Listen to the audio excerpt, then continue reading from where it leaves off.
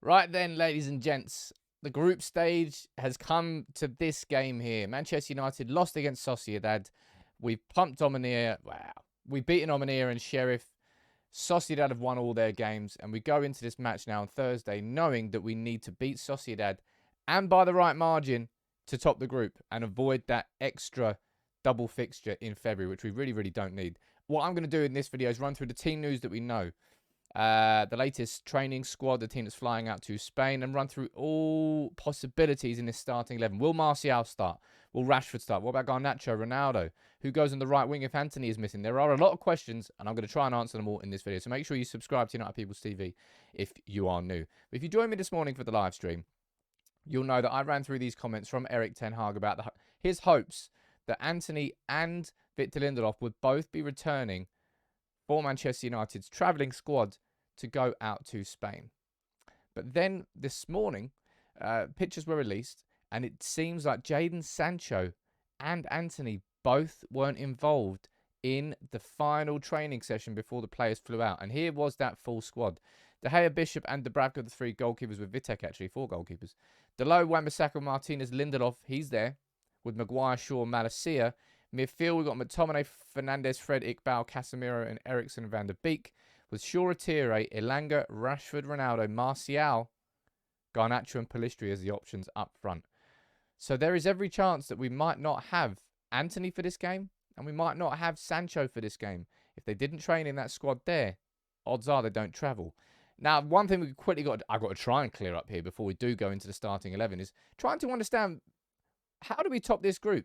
Because it's a bit complicated. Even reading the rules is a bit complicated. So Manchester United, if we win tonight, we finish the group tomorrow night. Sorry, we finish the group on 15 points, the same as Real Sociedad. They beat us 1-0 at Old Trafford. So we go down here. Look, points in head-to-head matches. These are the sort of the tier list. The higher up the list, the more important it is. So number 1, if you've got more points, you obviously top the group. But what if you both finish on 15? It goes down to goal difference in head-to-head matches. So if it finishes 1-0 tonight between Man United, so tomorrow night between United and Real Sociedad, that means it's the same result. Goes down to the one below. Goals scored in head-to-head matches, it would be the exact same, 1-0 either side. So it goes down to number 4, away goals. So as far as I can see from this, it means that if United win 2-1 away at Sociedad, that's enough to top the group, or by any other margin. Basically, as long as we score 2 goals and win, we're through. 2 or more goals and we win, and we're through as winners. But I'll find out tomorrow, because it's even confusing reading that, but I think that's what it is. But this was the starting 11 for Manchester United's game against West Ham. And I think there are questions to be asked. There's not too many questions I think we'll be asking about the defence or the midfield. I think there's a lot of questions about the entire attack. And in defence, there's only one question, really. Who partners Lisandro Martinez? Because Luke Shaw will keep his place. Delo will keep his place. De Gea will keep his place, and so will Lisandro Martinez. It's whether or not Ten Hag sticks with Maguire, who had a decent second half against West Ham, a shaky opening half, or whether he goes back to Lindelof. Now, with these two, I think it all depends on how aggressive United really play this game. And we have to play aggressive, in my opinion, because we need at least 2 goals. At least, depending on what happens. And I think Victor Lindelof is better suited to playing with that higher line. Certainly at this moment in time, and I think overall. So in my opinion, if Lindelof is fit, I think Lindelof comes back into that team. Maguire, he was good in that second half, but that was when it was our backs were against the wall and we were sitting really, really deep. We don't want to be sitting with our backs against the wall. We want to be playing aggressive on the front foot with a higher line. Lindelof's not exactly graced with the best of pace either, but I imagine that's the back 5 will go for. Lindelof will come back into the team and Maguire will drop back to the bench. May well be wrong. In midfield, you don't change anything. You play Casemiro, you play Eriksen, and you play Bruno. And in this game, Eriksen and Bruno, I think it's what we struggled at against Omonia at home, against Sheriff at home, was those balls in behind. We need Eriksen and I think I mention this every single time when we have this discussion. We need these two here. We need Eriksen and we need Bruno finding these sorts of balls in behind. So those sorts of passes over the top. Those sorts of passes, so that if Rashford makes that run there, he can meet that cross. Well, that's exactly what Eriksen did with the goal for Rashford against West Ham. But I think it's essential that both of them start and essential that both of them find those balls going forward. And as I said, I don't particularly... I think there'll be one change to the back, what, 7? No, back 8, sorry. Including midfielders. I think Lindelof will get the nod ahead of Maguire, but let's find out. And it's up front where pretty much all the questions are. And it's up front really where we've got to shine. I'll be completely honest. Looking at that team there, looking at how Manchester United played against West Ham, what our current team is, I think there's only one player I would say with absolute confidence I know will start this game. That's Marcus Rashford. Positionally, I think he'll start on the left, but again, it depends on what Erik Ten Hag wants to do. Let me run through all the options here for you and kind of all the questions that I think we've got about it. So ideally, I think Rashford starts on the left-hand side. That's his best position. I don't need to tell you that. You know that by now. Also starting to build a really good partnership again this season with Luke Shaw, who really is doing those marauding runs on the outside, allowing Rashford to sort of cut inside when necessary, or sometimes, if Rashford wants to, seize that pass to Luke Shaw. I think Rashford should be starting on the left-hand side, but it all depends on what happens and what players Erik Ten Hag has got available. Because I know this is correct. Antony and Sancho weren't part of the training squad, and whether that means they miss out on it, I imagine it probably does. And if that is correct, then we won't have Antony on the right wing. And that throws up problems. If we look at the game against West Ham, Anthony Elanga, simply put, did not do enough, did not offer enough.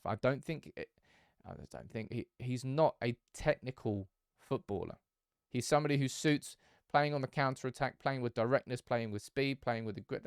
That's his sort of game. He'll press relentlessly. I imagine, as I said in the live stream, I think he's probably a good player to coach and have inside your squad. But Anthony Elanga does not have enough to break down a low block team. And if Real Sociedad know that they're going to this game, as long as you don't lose, lads, you can even draw, you'll top the group. What are they going to do? There's going to be a focus on defending for Real Sociedad. So I expect them to be sitting with a bit of a low block. I imagine that's going to get very congested. And that's exactly what happened against Omonia. And I believe this is a bit of an issue that we've got with Elanga. That's my opinion. I don't particularly think that Anthony Elanga offers enough over there when you're playing that style of play.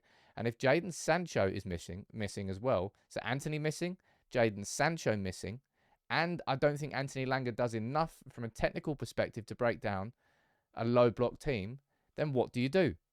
And this is where I think you've got questions to ask about Marcus Rashford being on the left-hand side. Because, of course, there was one player who really sort of shone when he came up, when he got his opportunity against Sheriff. And that was Garnacho. Now, Garnacho, of course, started out on the left wing. That was where he played, and he played very effectively. And that's what I mean. Let's just run through a hypothetical situation here. Garnacho gets the nod. If Garnacho gets the nod, then there's only one place that Rashford is starting, and that is going to be through the middle. But is he really going to do? I don't think he'll do that and then play Elanga on the right hand. That's not really a front three, which is going to give United the goals that we need. It really isn't. I imagine you're probably going to be seeing this. Let me put Garnacho down there. I think Rashford's going to be there. And the next question that we need to ask is, does Anthony Martial start this game?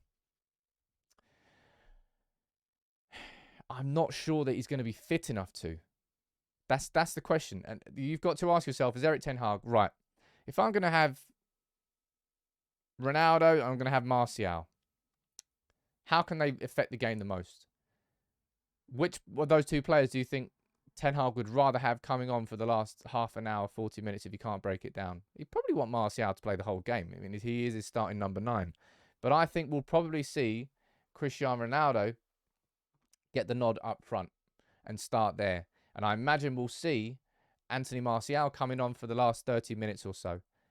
Kind of regardless of the context of the game. If we're 2-0 up, 3-0 up, 4-0 up, 2-1 down, it doesn't really matter. Martial, if he's fit to travel, he's fit to play, but I don't think he'll be fit enough to start this game. I think we're going to have a bit of a weakness on this right-hand side here. Because, look, I don't think Anthony Elanga's good enough to play there. Antony is our starting player who should play there. It will be Elanga coming in. Jadon Sancho, if he's not travelled. You could have a conversation about Facundo Pellistri if you want, but I don't particularly think this is a game where Ten Hag's going to throw in Pellistri for his first start of the season. I don't, even if he was impressive in the pre-season. I imagine you'll see that as the front three. Rashford on the left, Ronaldo up front, and Elanga there. So pretty much the same team that we saw against West Ham. Elanga, you're going to have to be far more effective. You could technically play Garnacho out on the right-hand side, and maybe that's a possibility.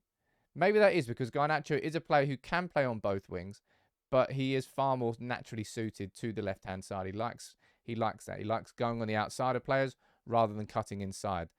That's the tempo dribbling that Eric Ten Hag talked about. That's where we see the strength of it from Garnacho. But I think there really are questions to ask about pretty much every position. The only one I'm saying with confidence he will start up is Rashford, but I think probably Ronaldo will start as well. I don't think that Martial will start this game.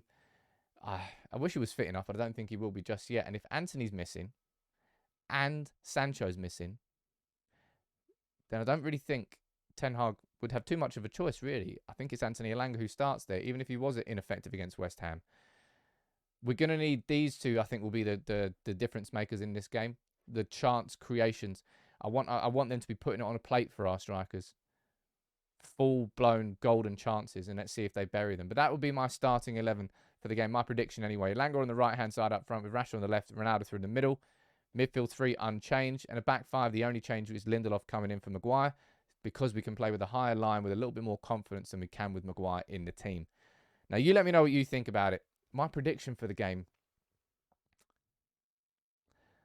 I'm backing United. United have just filled me with confidence. I'm going to go for 3-1 United. I think we'll go at it. I think we'll get the goals. I imagine Real Sociedad will score, but I think we'll win. I'm going to go for a 3-1. You can let me know what you think in the comments below. But who will be in your starting 11? Do you agree with mine? Do you think we could see Garnacho on the right-hand side? Do you think we could see Pellistri on the right-hand side? Who starts there if Antony and Sancho are both missing? You let me know what you think in the comments below. Make sure you subscribe to United People's TV if you're new, and I'll see you soon.